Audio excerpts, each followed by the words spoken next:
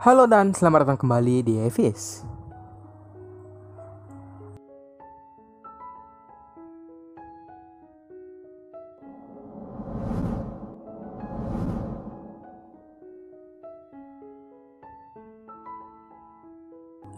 Pada awal film, kita diberikan sebuah cerita bahwa Bowen di akhir hidupnya pergi ke gua tempat pertama kali ia bertemu dengan Draco. Di sana, ia secara tidak sengaja menemukan sebuah telur naga yang sudah akan menetas. Telur tersebut kemudian langsung ia bawa ke biara kuno milik sahabat lamanya, yaitu Rudolf Gilbert. Di biara tersebut, telur naga disimpan dan kemudian menetas di sebuah tempat yang tersembunyi di bangunan biara. Kemudian cerita berpindah 20 tahun kemudian di suatu malam, di mana ada pimpinan biara yang bernama Friar Peter mendapat kunjungan dari seorang pria tua bernama Master Quan yang datang dengan seorang wanita bernama Lien. Master Quan mengatakan bahwa ia telah mendengar sebuah rumor bahwa di biara ini terdapat seekor naga yang berhasil bertahan hidup selama 20 tahun lamanya. Friar Peter lalu mengelak dan menolak untuk percaya karena menurutnya naga terakhir yang hidup adalah Draco, dan ia sudah tewas saat dibunuh oleh sahabat sendiri, yaitu Bowen.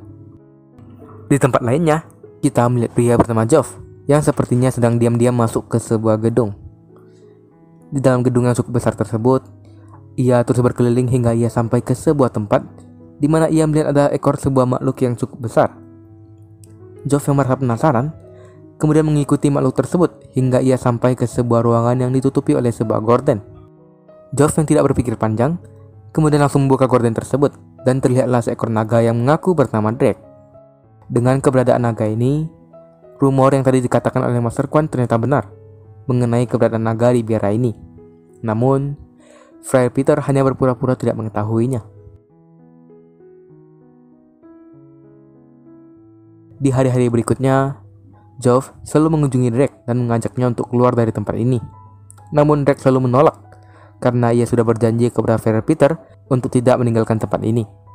Tak lama kemudian, terdengar sebuah bunyi lonceng biara yang biasanya itu menjadi pertanda bagi Drake bahwa Friar Peter akan segera mengunjunginya. Drake kemudian meminta Geoff untuk segera bersembunyi dari tempat tersebut. Tak lama berselang, datanglah seorang pria yang ternyata bukan Friar Peter, namun Mansell. Mansell mengabari kepada Drake bahwa Friar Peter baru saja meninggal secara tiba-tiba. Drake yang mendengarnya lalu merasa bersedih. Begitu juga dengan Geoff yang terkejut atas kabar tersebut. Lalu scene kemudian berpindah di mana Drake dan Geoff saat ini berada di sebuah tebing. Geoff menghilangkan kesedihannya dengan melemparkan jubah biaranya ke bawah tebing, dan di bawah sana, jubah Geoff jatuh tepat di hadapan Master Quan. Kemudian saat ia melihat ke bagian tebing, ia mendapati bahwa di atas sana ada seorang pria bersama seekor naga yang benar-benar hidup di biara. Singkatnya, Geoff dan Drake kemudian terbang bersama setelah kematian Friar Peter. Mereka menciptakan sebuah kehebohan di lingkungan biara dan kastil karena sebuah naga telah muncul kembali setelah kematian Draco. Di tengah penerbangan mereka, Drake yang sebenarnya belum terbiasa untuk terbang kemudian mengalami kelelahan hingga akhirnya ia pun terjatuh bersama dengan Geoff.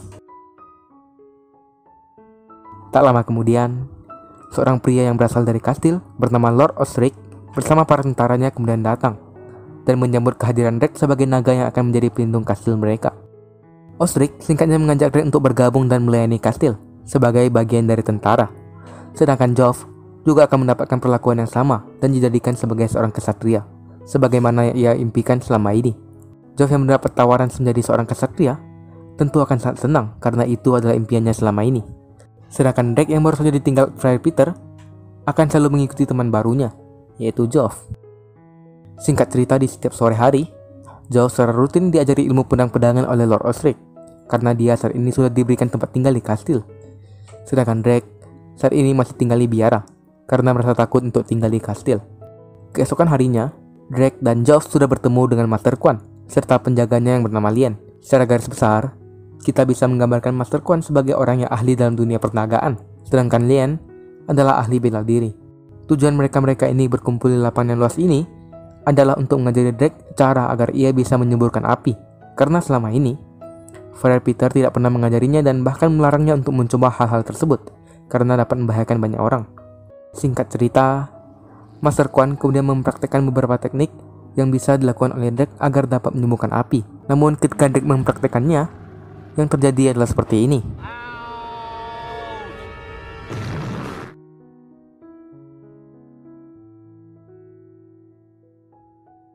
Di tempat lainnya, Lord Osric memberikan perintah kepada anak buahnya untuk menangkap Master Quan dan Lien karena ia menganggap dua orang yang berasal dari Cina ini dapat mengganggu rencananya terhadap Drake dan Geoff.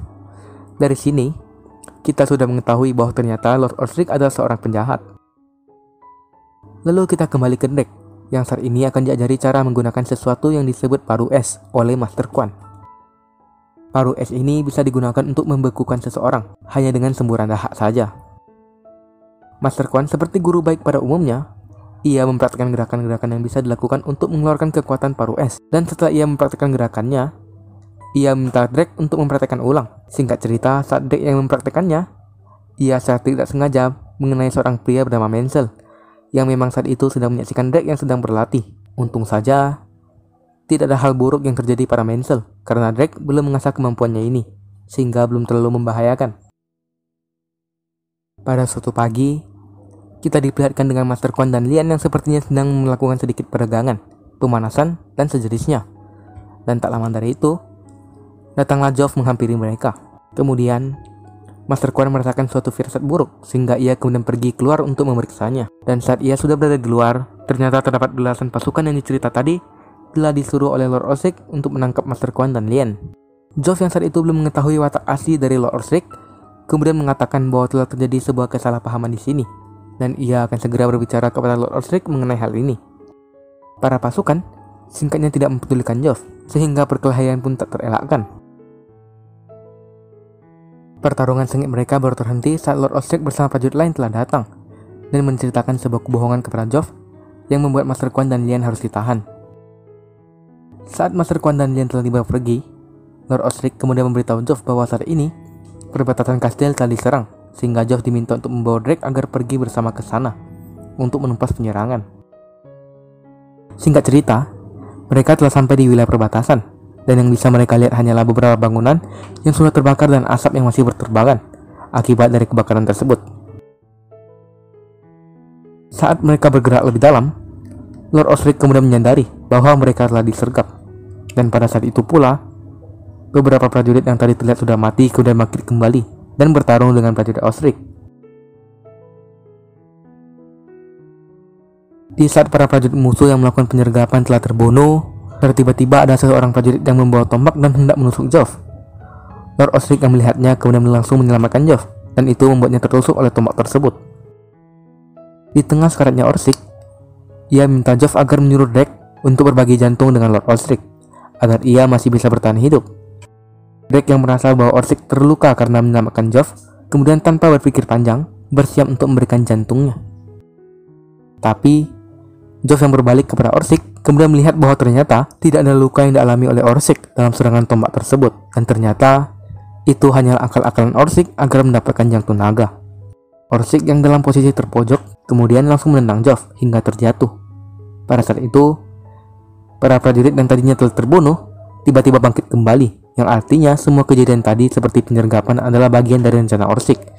Namun untung saja, Geoff dapat segera menyadari, dan ia pun berhasil melarikan diri dari tempat tersebut. Di kastil, kita bisa melihat Lien dan Master Quan yang sepertinya baru saja berhasil untuk kabur dari penjara. Mereka kabur dengan membawa seorang pria yang berpakaian seperti seorang tuyul. Mereka pergi untuk menemui raja dan memberikan raja sebuah ramuan penjernih pikiran, karena selama ini Lord Osric ternyata telah meracuni pikiran sang raja. Tak lama dari itu, pasukan tentara yang dibawa oleh Lord Osric kemudian tiba di kastil dan langsung bertemu dengan Master Quan dan Lien yang sudah bersama raja.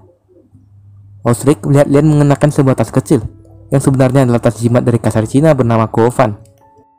Saat ia hendak mengambilnya, Master Quan kemudian berhasil untuk menjatuhkannya terlebih dahulu dan memerintahkan Lien agar melemparkan jimat tersebut ke dalam api. Osric yang berada tepat di dekat api tersebut kemudian segera memadamkannya dan mengambil tas jimat tersebut. Saat ia membuka tas jimat tersebut, di dalamnya ternyata terdapat sebuah jantung naga. Lord Osric kemudian mengambil sebuah pisau dan melemparkannya hingga Master Quan singkatnya kemudian terbunuh. Tak lama dari itu, datanglah Geoff bersama Drake ke kastil tersebut. Joff langsung mendekati jasad dari Master Quan, sedangkan Osric kemudian bercerita di mana jantung naga yang saat ini ia pegang adalah jantung dari seorang naga yang berhasil lolos dari sumpah Bowen yang mengatakan bahwa ia akan membunuh seluruh naga di dunia. Naga tersebut berhasil lolos dan pergi ke area timur. Namun saat ia tiba di timur, jantungnya dijarah oleh seorang kaisar bernama Khovan, dan naga tersebut kemudian dikutuk untuk menjadi seorang manusia. Setelah cerita panjangnya, Osric kemudian mengambil jantung naga tersebut dan ia masukkan ke tubuhnya yang kemudian secara perlahan mengubahnya menjadi wujud lain, yakni seekor naga. Naga Osric kemudian berusaha untuk mempengaruhi Drake, tapi untungnya Drake tidak terpengaruh dan langsung menyerang Osric yang telah menjadi seekor naga dengan menyemburkan api.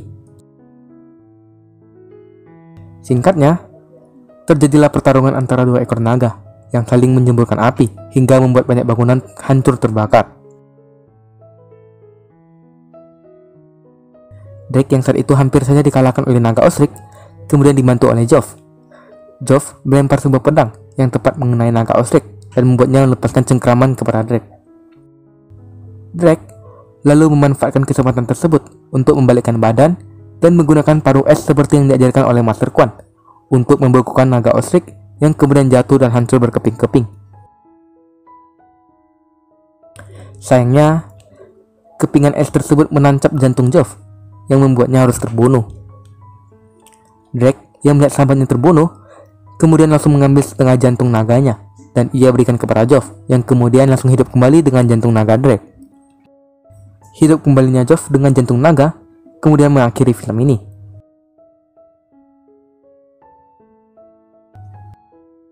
Perbedaan antara seri pertama Dragonheart dan yang ini cukup jauh, dan dari segi cerita juga rasanya menurun secara drastis. Dan sebenarnya juga, sequel Dragonheart masih ada, yang dirilis pada tahun 2015, 2017, dan juga bahkan 2020. Tapi kita lihat saja nanti apakah seri yang setelah ini akan kembali kita recap atau tidak. Karena untuk yang 2015 sudah saya tonton, dan sayangnya alur ceritanya tidak terlalu seru. Sehingga kita lihat saja nanti, apakah akan kita kupas tuntas sequel Dragonheart atau tidak. Sekian untuk video kali ini dan sampai jumpa di video selanjutnya.